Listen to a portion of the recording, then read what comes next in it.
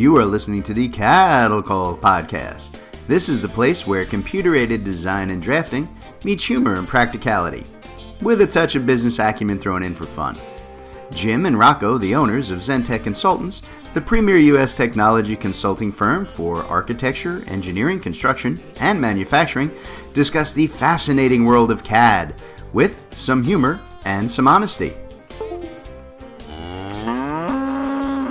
The Cattle Call Podcast. Hello, everybody, and welcome to another episode of the Cattle Call Podcast with Jim and Rocco from Zentech Consultants. I am Jim Coppinger.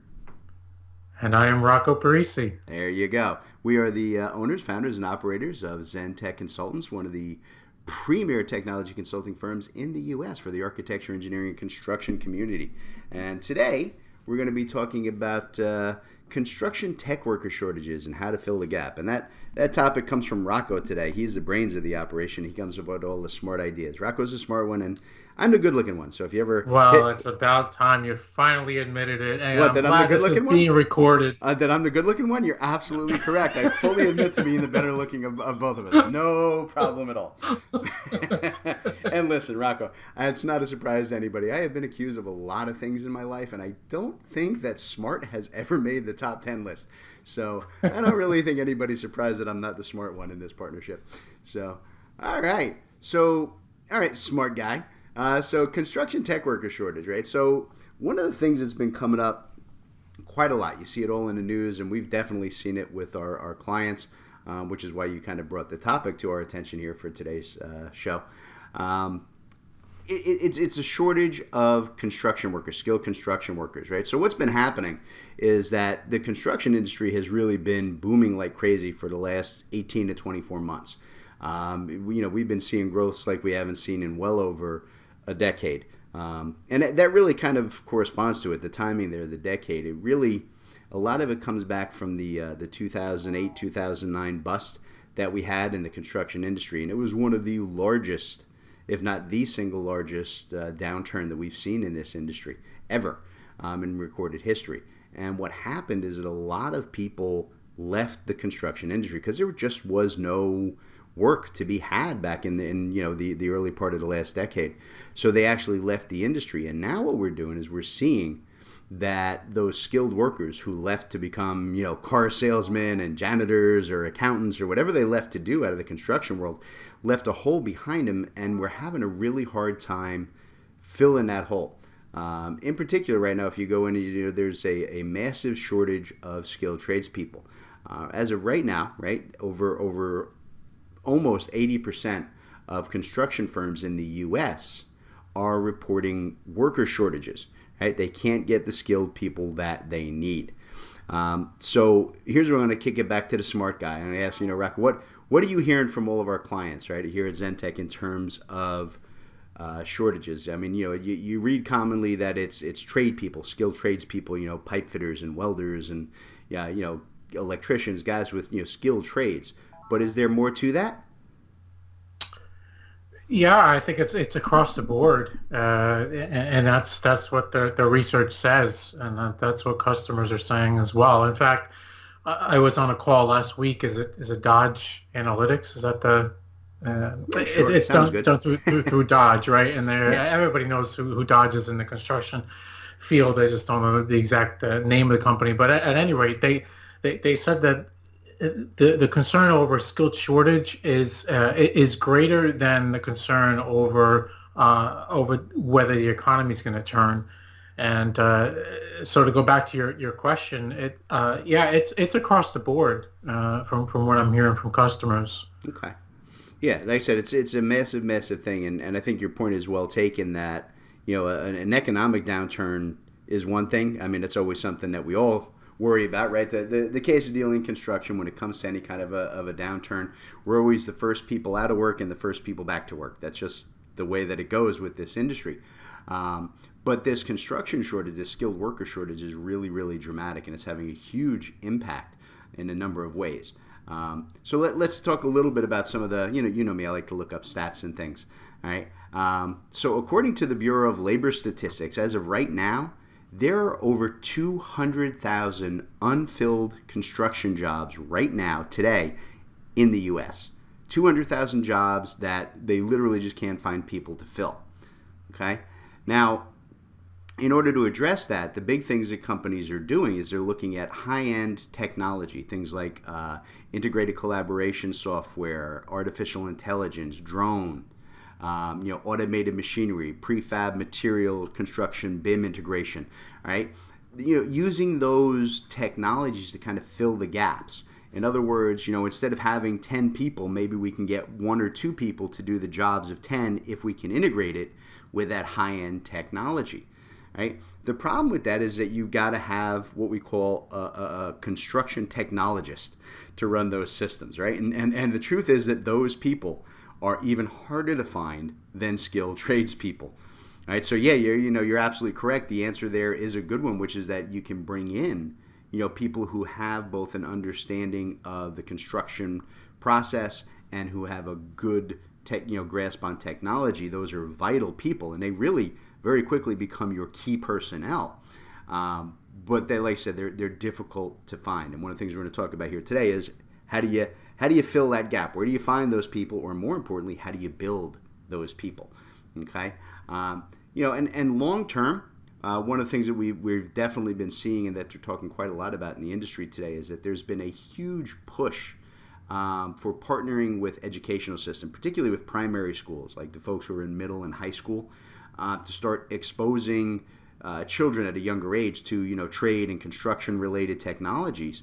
And that I think is a great answer. I think it's something that for far too long as a nation, right, we've pushed people towards those white collar college jobs, and we've kind of shunned trade skilled workers and say, construction is a dirty job. You get your hands dirty, you're sweaty, you don't want to do that. But the truth of the matter is that while that is a great long term answer, I really encourage that kind of integration, working with schools and giving kids that possibility, but the truth is that we kind of have to overcome a built-in prejudice in our current society, towards the blue-collar worker, right? Because the truth is when you get into working with, construction technologists, right, guys who have both the technology skill and the construction industry background blended together, they're not really blue-collar workers anymore. They really become white-collar workers. Right, they really get that blend of both. You can take and have both the field reference background that we need, right, and tie that with high-end technological capacity, and you get the people who, like I said, become your number one lead workers. They're the guys who are going to take over and run your company for the next 30 years. Okay, and I think that there is definitely a shortage. You know what? I'm actually let me do this. I have a story, and you know me. I always have stories. I have stories for everybody. No. Yeah, I know. I always got stories, but I do have a story that I want to tell you. But before I do that, I actually wanted to ask from you, right? Because you're our frontline connection with all of the people out there in the architecture, design, engineering, and construction industry. And like I said, I think a huge part of addressing these shortages comes down to training. Right? And what are you getting? I mean, when you're talking with folks, what is it that construction firms in particular right now are looking at in terms of their near future? What kind of training are they looking for? What is it they're trying to fill?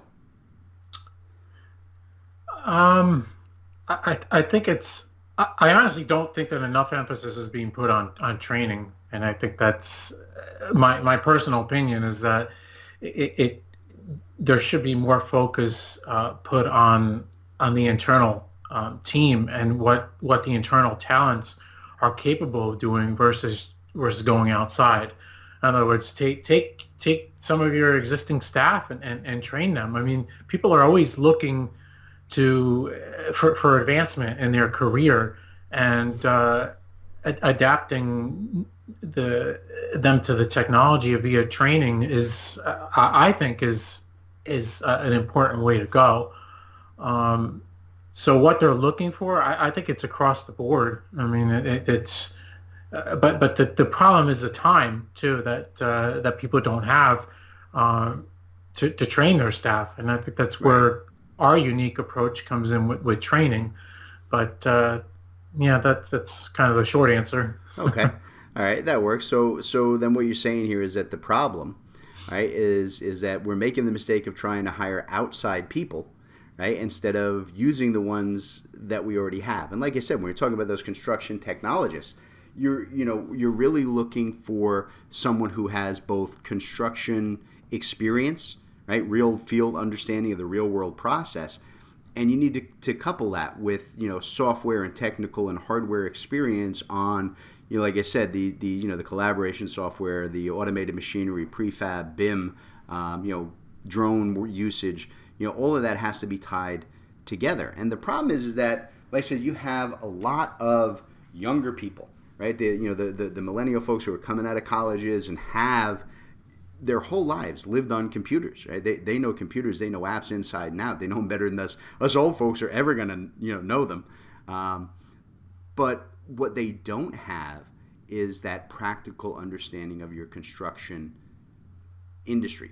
Okay, so it really does, like you said, it becomes a question of your best resource is to take the people that you have in-house and actually train them on the technology end, right? Because I think that it takes a lot longer to develop the understanding of the construction process, the build process. There's so much more to that. I think it's easier to actually train people on the technology side than it is on the construction side. So I think that addresses exactly what you're saying. I think that's kind of the big point, right? The big takeaway that we're going to try and shoot for, during today's discussion, right? Which is that I think we both agree with, training your people that you already have rather than trying to hire and fill in gaps is the way to go. And we'll talk more about that in the second half of our program today. But I wanted to get back to my story. All right, see, you thought you were going to get away from hearing me tell a story. Here we go, people. 1910. Poor Rocco has to sit and listen to my stories all day, every day. So what I really did want to do, though, is I did kind of want to point out the issue that we have in terms of what I was saying earlier, which is, kind of guiding our kids towards those, high-end college degrees, and that's the right way to go, right? We want to be good parents. We want our kids to have great educations. We want them to have, good solid incomes. And for decades now, the answer to that has been, go to college and get your degree and be an engineer, or be an accountant or a lawyer. So here's my story. I have two nephews, right? And I won't tell you their names, but they're brothers, right? Now, the oldest brother is studying chemical engineering, right? And he is at NJIT. Right? And he is just a brilliant kid, both wonderful kids. I love them to death. But the older one, that's what he's always wanted to do. He is a huge fan of engineering. He loves the chemical engineering product. He wants that's been his dream, and he's there. But the thing is that in order to get there, right, he's had to take out all kinds of Pell Grants and student loans, right? And he is in his senior year now, right? And as of right now, right, he is in almost $200,000 worth of debt. Ouch. Okay, just to get through his 4-year school. I mean, and that's with his parents helping out. You know what I mean? So yeah, he's going to come out as an engineer, and he's going to start off his career making some money. Not great money. Engineers do not start at that high of a salary nowadays. Now his younger brother, who is about 3 years younger than him, his younger brother had a different path in mind. Right? He works in the HVAC world. Right? He does, that's what their father did, and the younger son wanted to kind of follow in dad's footsteps. So what he did, he went to a 12-week, maybe a 16-week trade school, right? Somewhere out in Missouri. Okay? He went out, spent 12 weeks out in a trade school, learned to do, HVAC, refrigeration, installation, equipment manufacturing, real high-end tech stuff, for large companies. Right? Got like 4 or 5 different certifications as part of the program. And he came back here to Jersey, and when he came back, had a job the day he got back here. Now, his total investment for his training, right, as a skilled tradesperson, his entire investment was about $4,000.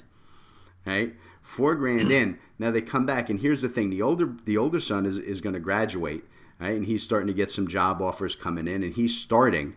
His starting salary, going $200,000 in debt and starting out, his starting salaries are in the range of about $50,000 to $60,000 a year, which is not bad at all, right, for someone just starting out of college. However, the younger brother with his total $4,000, his average income, he's been working now for the last year. Last year he made almost 90 grand. Okay? So, the thing that I want you to take away from this, folks who are listening, is that, college is a great thing, and I'm a huge fan of it for the folks who really want it. But if you're telling your kids, hey, stay away from those trades, stay away from the construction industry, it's not the right way to go, you're putting your kids in debt, right? And there's a whole lot of money to be made here. We're going to talk about what the money is and what we can do to fill that tech worker shortage gap when we come back after we listen to this break from our sponsors. We'll talk to you all at the other end. All right, everybody. Today's podcast is being brought to you by BricsCAD. BricsCAD, the AutoCAD alternative that will give you all of the tools that you need in the AutoCAD design world, but in a simpler, more affordable package. In particular, today's session is being brought to you by BricsCAD BIM, the 3D modeling system that is the BricsCAD version of Revit. It actually allows you to go in and do all of your 3D modeling, all of your BIM intelligence in your standard DWG file. So you can do your 2D layout and drafting using all the same tools that you have and easily convert those over to full 3D models, and then add in and automatically using artificial intelligence convert all of that data into fully developed BIM models to the level of development that you need. BricsCAD BIM, probably the greatest advent into the BIM world in the last decade. So Rocco, tell the kind folks how they can reach out to us and how they can get more information about BricsCAD BIM. Sure, you can reach out to us at zentechconsultants.net. That's ZENTEK consultants.net. Or you can give us a ring, 866-824-4459. And how about I'll give you an email address too. It's sales@zentechconsultants.net. All right, lots of ways to reach out to us about BricsCAD BIM. All right, everybody, welcome back to the Cattle Call Podcast with Jim and Rocco. So today we were talking about the shortage in the CAD tech, or not CAD, excuse me, in the technology section of the construction world, and we had talked a little bit about the numbers and what the shortfall is in the previous session. And what I want to do is, before we jump back into the conversation, you know me, Rocco, I love to do the maths. I love the maths and I love the numbers.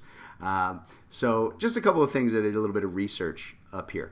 Okay, so just some few numbers that came from a recent report by the AGC, that's the Associated General Contractors of America. So as of right now, 75% of all construction firms in the United States are short-handed and looking to hire skilled trade and technical people. That's huge, right? That's a massive amount. Okay, 53% of all construction firms, not just out of that, but total, all construction firms, over half of them, are struggling to even find qualified candidates to interview for these positions. Okay, right? Over 50% of the jobs that they need filled are software and technology related, right? Which is what we're talking about, the need to get that technology aspect in here, that the shortage isn't just in the skilled tradespeople for the field. Okay, and here's the thing that kills me. This is what boggles my mind. The median salary for all of these empty positions, right, per the NCCR, which is the National Coalition, I forget what they are, but the median salary is over $100,000 a year. This is a huge field, a huge number that we're throwing out there, right? And even with this massive demand and these crazy high salaries, as an industry, we can't seem to get ahead of the hiring curve, okay? And like I said, it goes back to what we were talking about before. We've taught our kids to kind of shy away from the construction field, go for those, cushy office jobs. But we're really talking here about construction technology positions in a lot of this, okay, where you have to have people who understand both, the technology and the construction, right? And that's really, like I said, the key. Most of us have a lot of people in-house who have extensive construction experience. We have guys who've been working with us for 10, 15, 20 years, right? But those people don't have the software or technical skills that you need for those high-end construction technology positions. So I think, kind of what Rocco was saying earlier is that we need to find the best way of addressing that underlying issue of where to find these people to fill these construction technology jobs. So here, Rocco, I'm going to kick it back to you. I'm going to ask you this question, right? So what do you think? I mean, based on, your coordination with people and our many, many years of dealing with training and working with folks to get them up to speed on technologies, is it easier to take someone who has a construction industry background and teach them the software and the technology they need? Or do you think it's easier to take someone who's got the software and technology out of college and teach them the construction industry? What do you think? No, I think it's the first. It's easier to take people who have that foundation already in place and understanding of construction. That's for sure. And like I was saying before, it's a lot of people grow stale in their positions. They get tired, they get bored. They want incentives. They want to find something new to do, and so in my opinion, it's a win-win. Why not take people who have that foundation in place, pay them more, teach them more, allow them to use the latest technology. It helps with retention. It helps just with overall job satisfaction.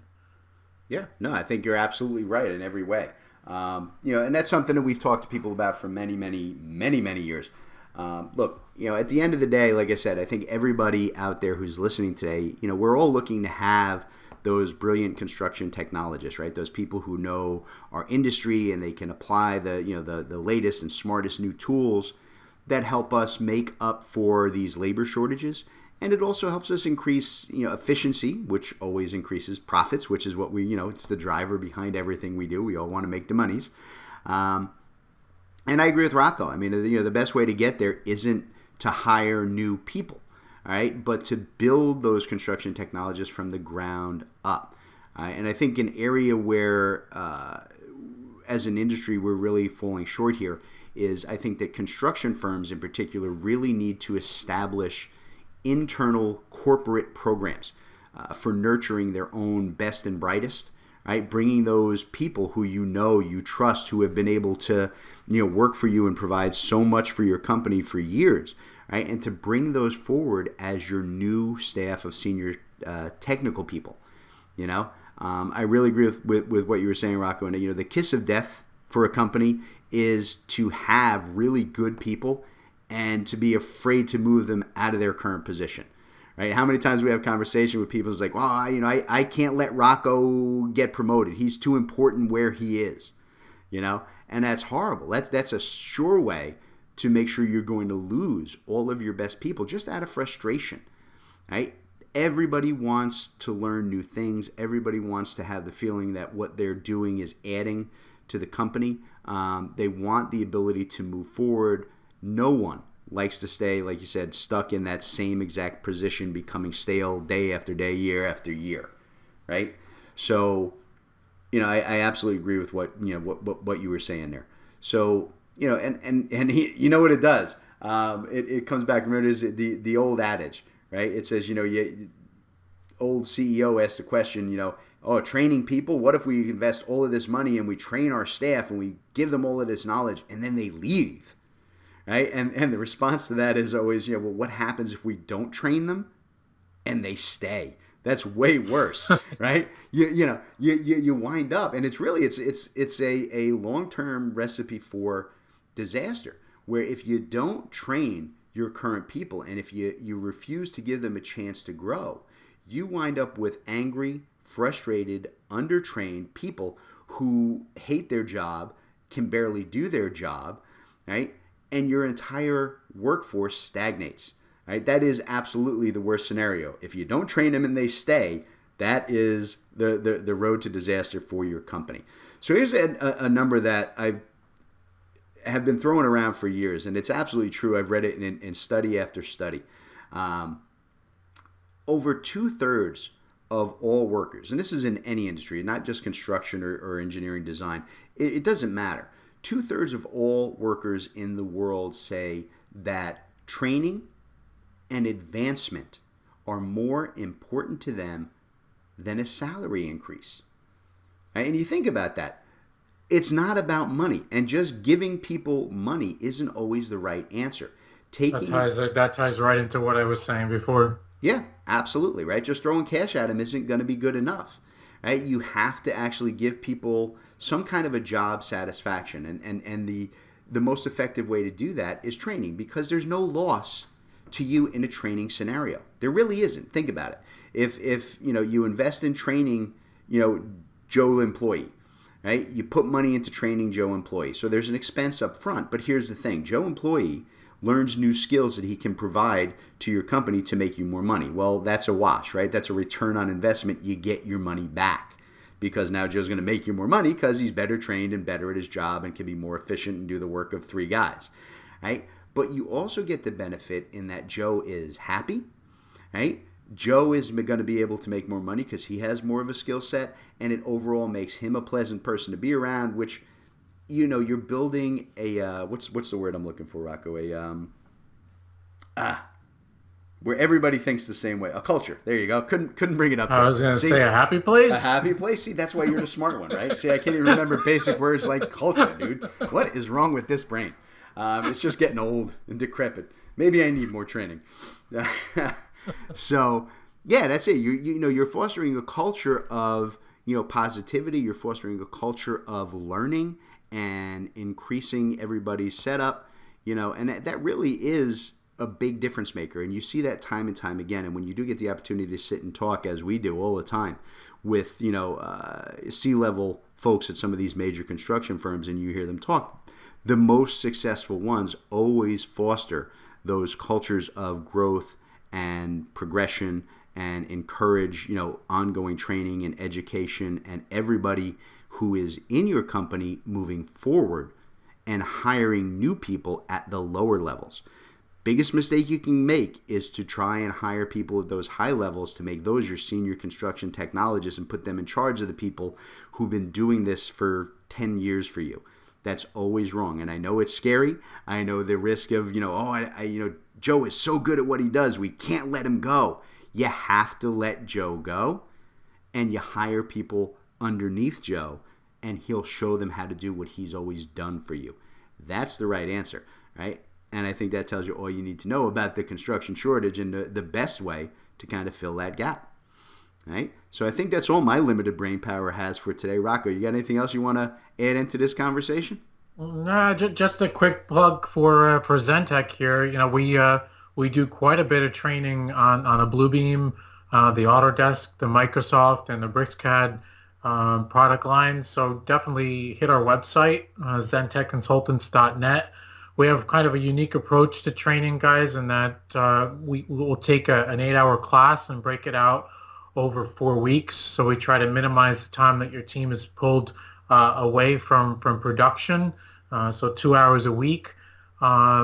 And your students can ask questions throughout the class, and really they're able to gain some knowledge in 2-hour sessions and come back from week to week with questions. So we're not pulling them away for too long. So just a quick plug for Zentech here. Ooh, look at you getting all salesy and stuff. Nice. Now, you know why he does that, folks? He does that because I trained him to do that. See how we tie it all in. And with that, we're going to let you guys head on out. And we want to thank you guys for joining us once again on the Cattle Call Podcast. We'll see you on our next episode, where we will be talking about CAD systems. Should you customize or should you use out of the box? Again, you're listening to the Cattle Call Podcast with Jim and Rocco. All right, everybody. Today's Cattle Call was brought to you courtesy of Zentech Consultants. That's Rocco and I. Zentech Consultants works with design and manufacturing firms to help our clients purchase and implement the software that they need in these complex industries.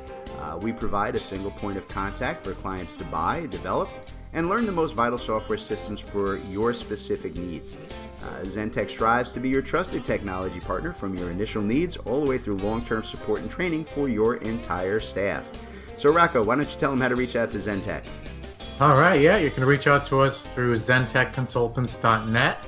You can email us at sales@zentechconsultants.net, or you could even call us, 866-824-4459.